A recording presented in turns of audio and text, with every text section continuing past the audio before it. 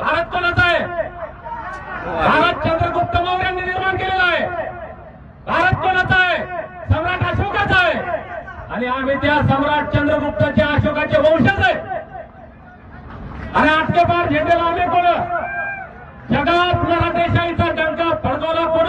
त्या मल्हारराव होळकरांचे आम्ही वंशज आहे.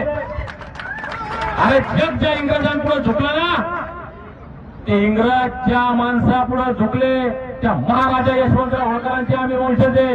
अरे एकटा यशवंतराव जगात त्या इंग्रजांना भिडला. अरे तुम्ही किती आहे? मी जाहीर बोलतो, उद्या माझ्यात ताकद राहिली मला माहित नाही, मीडिया माझं ऐकायला मला माहित नाही. काय कायदे आपले लेकरं, जे लेकरं शाळेत शिकतात त्यांना 24 तारखेच्या मोर्चात आणा. एकाही लेकराला घरी ठेवू नका. बाबा हो, तुम्ही नाही आले चालतं. शाळेच्या गणवेशात लेकरांना आणा. माझ्या अहिल्यामाईंच्या लेकींना आणा. तुम्ही नाही आले चालतं. कारण तो शांततेचा आणि संविधानिक मार्गाचा मोर्चा आहे.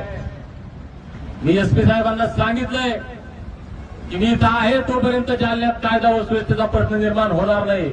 म्हणून 24 तारखेचा इशारा मोर्चा होईपर्यंत मी मरणार नाही. पण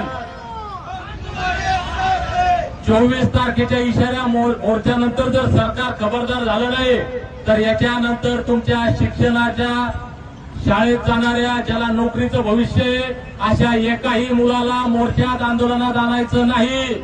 जे मेंढरा मागे जातात, जे मरायला आलेत, कर्जबाजारी होऊन आत्महत्या करत असतील, बेरोजगार होऊन आत्महत्या करत असतील, या सर्वांनी बगावत गुन्हा दाखल करा माझ्यावर. नेपाळमध्ये झालं त्याच्या पलीकडे घडवा. माझा श्वास जोपर्यंत चालू आहे तोपर्यंत कायद्याचं पालन, माझा श्वास जोपर्यंत चालू आहे तोपर्यंत संविधानाचं पालन, माझा श्वास जोपर्यंत चालू आहे तोपर्यंत पोलिसांची भीती, माझा श्वास जोपर्यंत चालू आहे तोपर्यंत देवेंद्र फडणवीस आणि त्याच्या सरकारची भीती. ज्या दिवशी माझा श्वास संपला त्या दिवशी